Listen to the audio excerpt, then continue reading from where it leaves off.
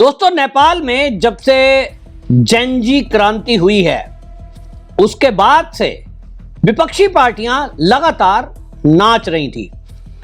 वो कह रहे थे कि अभी नेपाल में हुआ है, नेपाल के युवाओं ने जो किया है भारत में कब होगा। और इसको लेकर मीडिया, सोशल मीडिया पर लगातार कांग्रेस समेत पूरी विपक्षी पार्टियां ये पोस्ट की जा रही थी कि बांग्लादेश में क्या हुआ, श्रीलंका में क्या हुआ, ये ध्यान रखना चाहिए, इस तरह की बातें चल रही थी।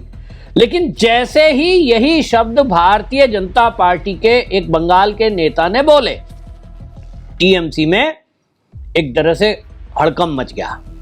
इतने घबरा गए कि ये कहने लगे कि अब हम हर थाने के अंदर इसके खिलाफ एफआईआर दर्ज कराएंगे। असल में मामला बंगाल का है। बंगाल में पूर्व सांसद हैं भारतीय जनता पार्टी के, और वो पूर्व सांसद अर्जुन सिंह ने गुरुवार को ये कह दिया कि बिना खून बहाए भ्रष्ट शासक का खात्मा नहीं हो सकता। उनके इस बयान पर विवाद छिड़ा और सत्ताधारी जो वहां टीएमसी है वो ये कहने लगे कि राज्य में जो बीजेपी है वो हिंसा भड़काना चाहती है और इसको ममता बनर्जी की जान से मारने की धमकी, ऐसा उन्होंने कहा कि ये ममता बनर्जी को जान से मारने की धमकी दी जा रही है। जबकि उस नेता ने ना तो किसी नेता का नाम लिया, ना उसने राज्य का भी नाम लिया, और उन्होंने केवल इतना कहा, अर्जुन सिंह, उन्होंने कहा कि भाई ये जो यहाँ नेपाल में हुआ, जो ये बोल रहे थे सेम वही सब उन्होंने कहा कि राज्य के युवाओं से नेपाल के युवकों को सीख लेने की जरूरत है। बस इतना कहा है। ममता बनर्जी को कोई धमकी नहीं दी, टीएमसी नेता को किसी को धमकी नहीं दी। लेकिन अब टीएमसी के नेता कह रहे हैं कि साहब ये तो हिंसा भड़काने के लिए कहा जा रहा है, ये तो मुख्यमंत्री को जान से मारने की धमकी दी जा रही है, और इस पर अब हर थाने में हम एफआईआर कराएंगे। ये जो आपको बता दूं, भारतीय जनता पार्टी के नेता हैं पूर्व सांसद अर्जुन सिंह, इन्होंने असल में ये कह दिया, इन्होंने कहा कि बंगाल के युवा राज्य की इस भ्रष्ट सरकार से कब निपटेंगे, हम इंतजार कर रहे हैं। बिना खून बहाए भ्रष्ट शासक का खात्मा नहीं होता। कई लोगों ने कहा कि महात्मा गांधी ने गीत गाकर देश को आजाद कराया। मैं व्यक्तिगत रूप से इसमें विश्वास नहीं करता। अब जब ये कहा है, इसके बाद आपको बता दूं, उन्होंने आगे कहा बेरोजगार युवकों को नेपाल से सीख लेनी चाहिए। वहां 18 से 30 साल के युवाओं ने अपनी ताकत दिखाई। बंगाल में भी इसकी जरूरत है। जिस दिन बंगाल के युवा जागेंगे, हम जैसे लोग आगे बढ़कर नेतृत्व करने को तैयार हैं। अब इस पर पूरी टीएमसी को ये लगने लगा कि भाई ये वाकई में अब तो हो सकता है, क्योंकि अभी तक तो ये मांग कर रहे थे, और लेकिन जैसे ही वहां हालात सुधरे हैं नेपाल में, अब देख लीजिए जनजीवन बिल्कुल सामान्य हो गया है।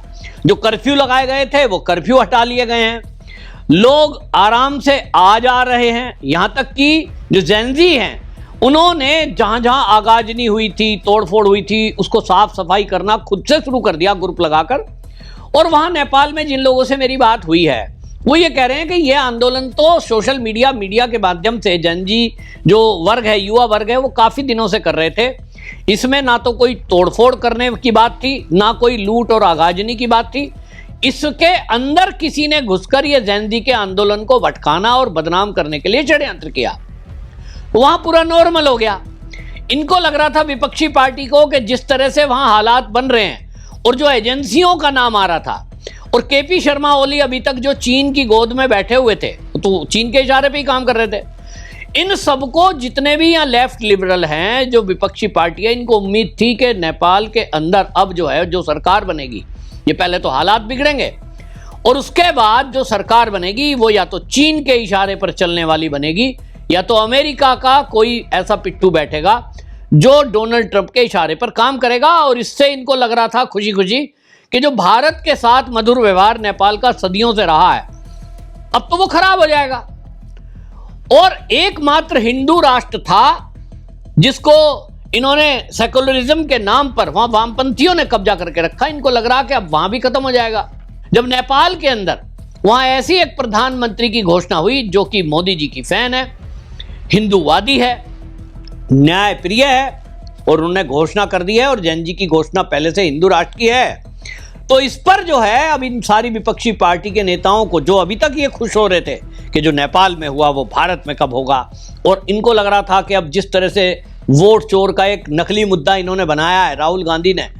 इनको लग रहा है कि सारे उसमें जुड़ेंगे, पूरे देश के अंदर आंदोलन करेंगे, जैसे सीएए के प्रोटेस्ट पे लोगों को सड़कों पे उतार दिया था, और ऐसे घुसपैठियों को 5-7 करोड़ भारत के अंदर घुसपैठिए हैं, सबको सड़कों पे उतारेंगे, मोदी की सरकार को हटा देंगे। लेकिन अब इनको लग रहा है कि ये तो पासा उल्टा पड़ गया।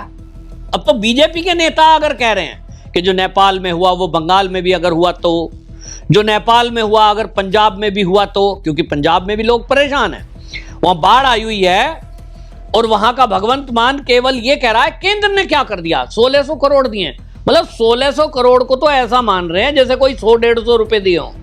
भाई 1600 करोड़ गणित लगाकर केंद्र सरकार ने दिए हैं कि प्रति व्यक्ति जो आपने घोषणा की है, जिनकी जमीनें बर्बाद हो गई हैं, उनको मुआवजा देने के हिसाब से उतना पैसा दिया है, या आपको खाने के लिए दे दें। फिर आप राज्य सरकार हैं, आप अपना हेलीकॉप्टर हवाई जहाज में जो पैसे खर्च करते हैं उसकी कटौती करो, और जनता के आप दुख दर्द में शामिल हो और पैसे खर्च करो। तो वहां की जनता परेशान है। हिमाचल में लोगों को सैलरी नहीं मिल रही है, कर्नाटक में यह हाल है। तो इनको लग गया मामला उल्टा पड़ता जा रहा है।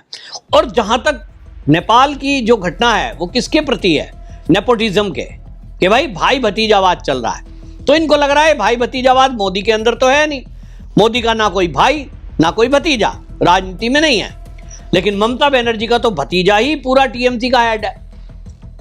तो जो भी नेपाल में हुआ वैसा वैसा जिन भी नेताओं के साथ भारत में है वो सब घबराए हुए हैं। तो टीएमसी को लग गया कि ये बीजेपी के नेता ने क्या कह दिया।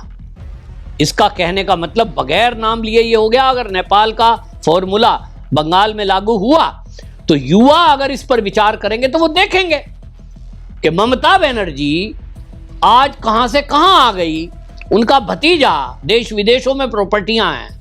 तो सीधा सीधा नेपोटिज्म का मामला है, प्रॉपर्टी का मामला है, और भ्रष्टाचार के केस तो टीएमसी के ऊपर इतने हैं कि आप सोच लीजिए सुप्रीम कोर्ट और कोर्ट को इसमें इंटरफेयर करना पड़ा है। और युवा वहां सबसे ज्यादा प्रताड़ित अगर हुआ तो वो टीचर भर्ती घोटाले में, उनको लाठियों से मारा गया, उनको धरना प्रदर्शन नहीं करने दिया, उनकी जिंदगी खराब करके रख दी। अब आप सोचिए, तो पूरा मामला इनको लग रहा है कि अब मामला हाथ से निकलता जाएगा अगर ये हुआ तो। और इस पर आपको बता दें कि टीएमसी के जो सांसद हैं पार्थ भौमिक, वो एकदम सामने आए और उन्होंने कहा ये तो ममता बनर्जी को जान से मारने की धमकी है। हम राज्य भर के थानों में अब बीजेपी नेता के खिलाफ हम जो है एफआईआर दर्ज कराएंगे। भारत के युवाओं को भारत सरकार के खिलाफ ऐसा करने के लिए जो कह रहे हैं वो देश और भाजपा शासित राज्यों के में भ्रष्टाचार है। फिर भी हम कभी नहीं कहते कि भारत में नेपाल जैसा हो। समझ रहे हैं? मतलब तुरंत जो है जैसे ही घोषणा हुई उसके बाद ये टीएमसी के नेता के सुर बदल गए और वो इसको जोड़ने लगे कि ममता बनर्जी को धमकाया जा रहा है। भौमिक की टिप्पणी के बाद भाजपा नेता का बयान आया और उन्होंने कहा देखिए मैं किसी धमकी से डरता नहीं, एफआईआर खूब करा लो और मैं अपना रुख नहीं बदलूंगा। उन्होंने कहा कि आप कितना भी कुछ कर लो, ये क्रांति अब बंगाल में होके रहेगी। तो मतलब कुल मिलाकर अब देश के अंदर ये माहौल बन रहा है और जिस तरह की चीजें लोग देख रहे हैं तो वो देख रहे हैं कि एक तरफ मोदी है, एक तरफ योगी है, भारतीय जनता पार्टी के नेता हैं, बड़े बड़े नेता, उनकी क्या प्रॉपर्टी है जो आज के 10 साल पहले थी, लगभग थोड़ा बहुत उसमें बढ़ोतरी हुई है। और एक तरफ ये जो परिवारवादी पार्टियां हैं, चाहे वो टीएमसी हो, फिर चाहे समाजवादी पार्टी हो, फिर आरजेडी हो, लालू प्रसाद यादव की party, national conference Omar Abdullah की पार्टी, शिवसेना उद्धव ठाकरे, कौन है ये? इनके पिताजी राजनीति में थे, फिर बेटा जी आ गए, बेटे का आगे बेटा आ गया, यही सब चलता जा रहा है। तो युवा देख रहे हैं और युवा इंतजार कर रहे हैं कि कोई ऐसा एक नेतृत्व करने वाला आ जाए और फिर उसके बाद क्रांति भारत में भी हो सकती है। तो टीएमसी को लग गया कि बंगाल में जो शासन उनका चल रहा है, जिसमें लगातार घुसपैठियों की वो मदद करते आए हैं, तुष्टीकरण कर रहे हैं और एक तरफा हिंदू विरोधी सरकार चल रही है और भ्रष्टाचार में तो टीएमसी ने, ममता बनर्जी की सरकार ने पूरे रिकॉर्ड तोड़ दिए हैं। किस तरह से अनपढ़ आदमी को टीचर बना दिया, ये तो भारत में कहीं और देखने को नहीं मिला। वो बंगाल में हुआ। सीबीआई को जांच नहीं करने देते हैं, ममता बनर्जी खुद धमकाती है सेना को काम नहीं करने देते, ममता बनर्जी जमीन तक नहीं दे रही है। तो बंगाल में पूरा ज्वालामुखी तैयार है, बस फटने की देर है। और इसीलिए टीएमसी में घबराहट हो गई कि कहीं बीजेपी ऐसा तो नहीं कि नेपाल का फार्मूला बंगाल में लागू हो, अगर हुआ तो इन नेताओं का क्या होगा, यही सोचकर मुझे लगता है टीएमसी के लोग घबराए हुए हैं। आपकी इस पर क्या राय है? क्या बंगाल में ये जो नेपाल जैसा हुआ ऐसा हो सकता है? मैं तो उस हिंसा की तो मैं निंदा करता हूं, लेकिन अगर केवल सत्ता छोड़ने की मांग की जाए, क्या ऐसा हो सकता है कि ममता बनर्जी और ये जो टीएमसी के लोग हैं भ्रष्टाचार में लिप्त, इनको बंगाल छोड़कर भागना पड़े? आपकी क्या राय है? कमेंट में जरूर लिखें, वीडियो शेयर करें। वंदे मातरम।